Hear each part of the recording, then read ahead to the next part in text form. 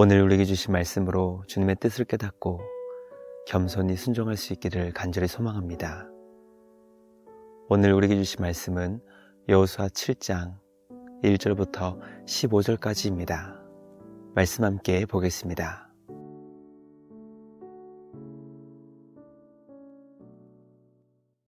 제7장. 이스라엘 자손들이 온전히 바친 물건으로 말미암아 범죄하였으니 이는 유다지파 세라의 증손 삽디의 손자 갈미의 아들 아간이 온전히 바친 물건을 가졌습니다. 여호와께서 이스라엘 자손들에게 진노하시니라. 여호수아가 여리고에서 사람을 베델 동쪽 베다웬 곁에 있는 아이로 보내며 그들에게 말하여 이르되, 올라가서 그 땅을 정탐하라. 그 사람들이 올라가서 아이를 정탐하고 여호수아에게로 돌아와 그에게 이르되, 백성을 다 올라가게 하지 말고 2-3천 명만 올라가서 아이를 치게 하소서. 그들은 소수이니 모든 백성을 그리로 보내어 수고롭게 하지 마소서.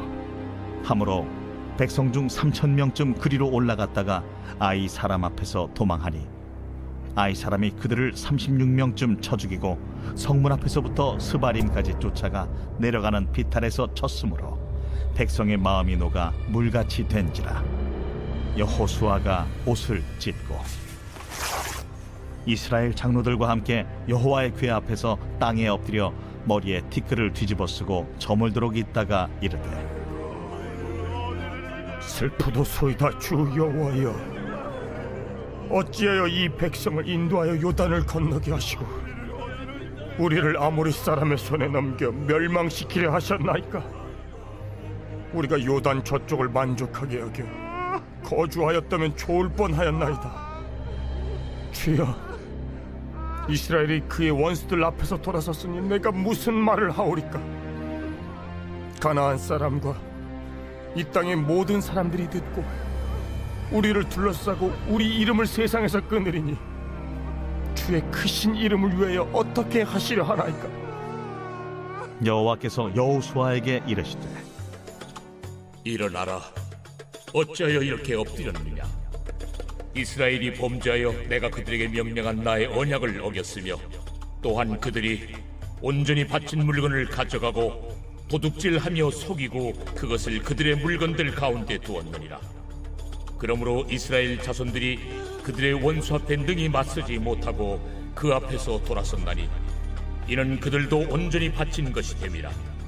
그 온전히 바친 물건을 너희 중에서 멸하지 아니하면 내가 다시는 너희와 함께 있지 아니하리라. 너는 일어나서 백성을 거룩하게 하여 이르기를, 너희는 내 일을 위하여 스스로 거룩하게 하라. 이스라엘의 하나님 여호와의 말씀에, 이스라엘아, 너희 가운데 온전히 바친 물건이 있나니 너희가 그 온전히 바친 물건을 너희 가운데서 제하기까지는 내 원수들 앞에 능히 맞서지 못하리라. 너희는 아침에 너희 지파대로 가까이 나아오라.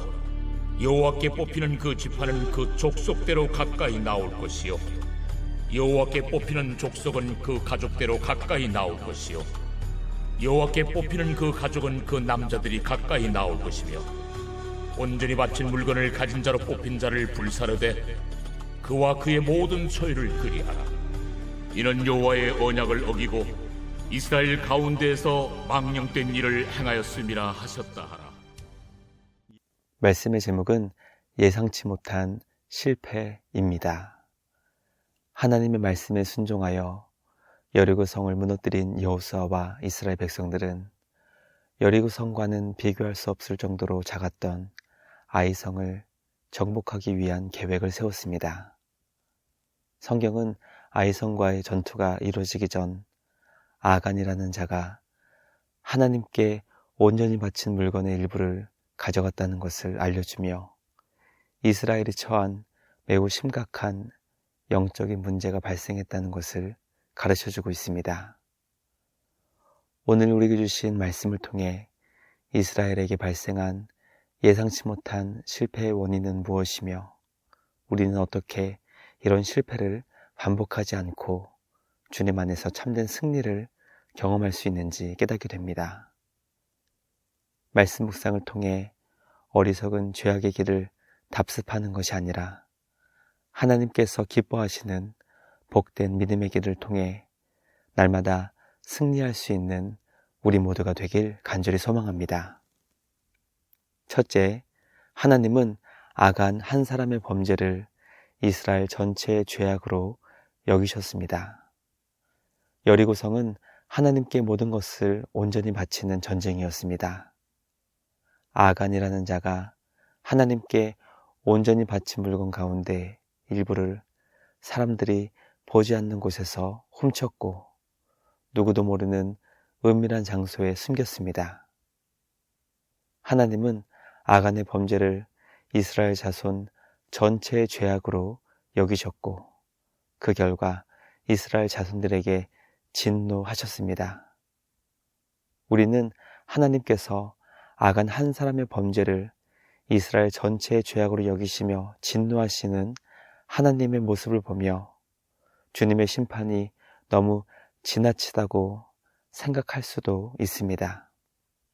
우리는 누군가 죄를 지었을 때 하나님께서 그 사람의 죄를 지은 그 사람만 처벌하시면 좋겠다고 생각을 하게 되는 것이죠. 그러나 하나님은 그렇게 처벌하지 않으시고 한 사람의 죄를 그 사람이 속한 공동체 모두의 죄악으로 심판하십니다.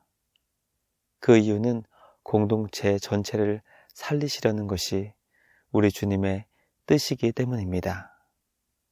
한 사람의 죄로 인해 공동체 전체가 심판을 받게 될 때 나의 행동이 공동체에 미치게 될 강력한 영향을 생각하며 죄에 대해 민감해질 수 있게 됩니다.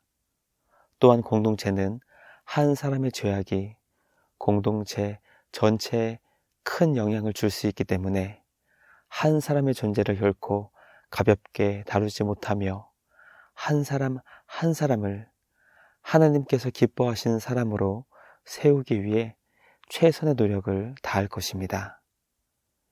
말씀 묵상을 통해 과연 우리 공동체는 한 사람 한 사람이 자신의 범죄로 인해 믿음의 공동체가 큰 위기에 빠질 수 있다는 것을 알고 있는지 점검하게 됩니다. 우리 모두 주님 안에서 하나이며 한 사람이 공동체 전체에 큰 영향을 줄 수 있다는 것을 기억하여 우리 주님이 기뻐하시는 선을 행하며 주님의 사랑으로 이웃을 사랑으로 섬길 수 있는 복된 믿음의 공동체가 될 수 있기를 주님의 이름으로 간절히 기도합니다.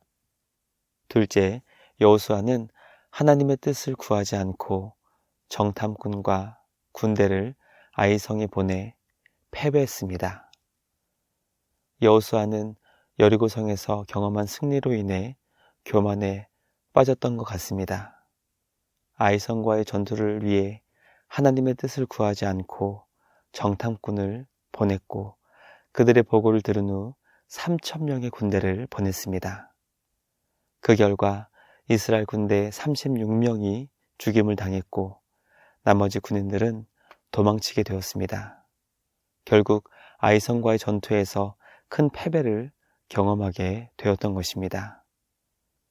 이스라엘 군대가 아이성과의 전투에서 패배했던 직접적인 원인은 아간의 범죄 때문이었습니다.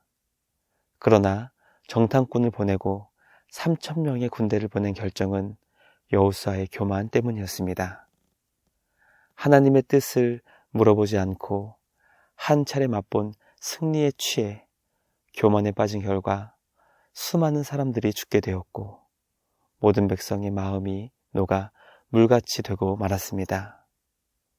우리는 여호수아 한 사람의 교만으로 인해 이스라엘이 얼마나 큰 피해를 입게 되었는지 보며 공동체 안에 한 사람의 존재가 얼마나 중요하며 얼마나 큰 영향을 주는지 다시금 깨닫게 됩니다. 겸손히 주님의 뜻을 구하며 하나님의 인도를 받아 지혜롭게 결정하며 판단할 수 있는 우리 모두가 되길 간절히 기도하게 됩니다.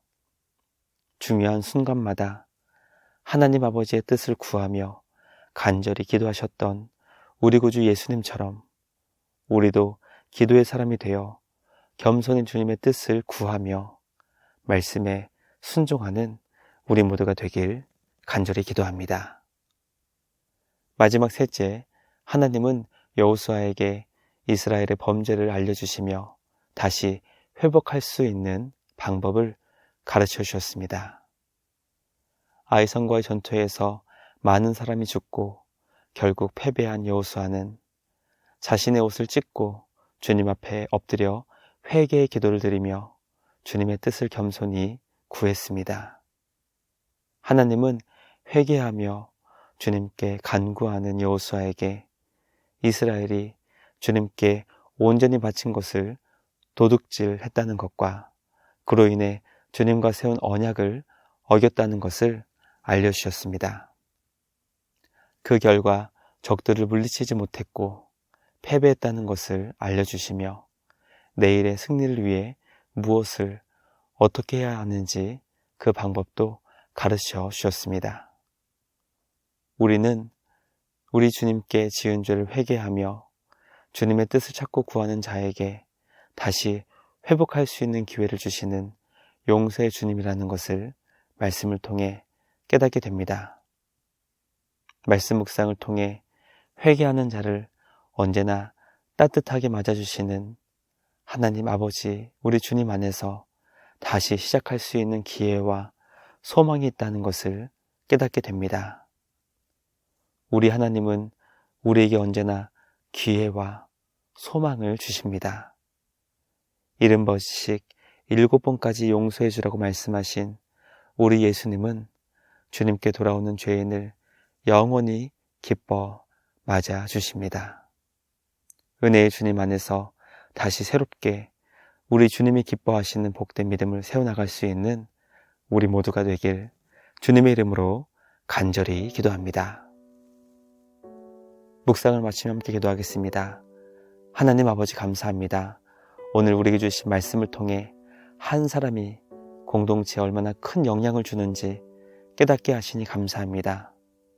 믿음의 공동체 안에서 한 사람의 존재의 의미와 가치가 얼마나 큰 것인지 깨달아 한 사람 한 사람을 소중히 대하며 그들을 복된 믿음의 사람으로 세워나갈 수 있는 우리 모두가 되게 하여 주시옵소서. 공동체를 무너뜨리는 것은 결국 교만이라는 것을 기억하여 겸손히 주님의 뜻을 구하는 기도의 사람 되게 하시고 기도하는 주님의 자녀를 용서해 주시며 다시 새롭게 일어설 수 있는 기회를 주시는 주님께 감사와 찬양으로 영광 돌리는 우리 모두가 되게 하여 주시옵소서. 언제나 우리에게 놀라운 은혜와 사랑을 베풀어 주시는 주님께 감사와 찬양을 드리며 우리를 구원하신 예수님의 이름으로 기도드리옵나이다. 아멘. 오늘도 말씀으로 승리하시는 복된 날 되시길 주님의 이름으로 축복합니다.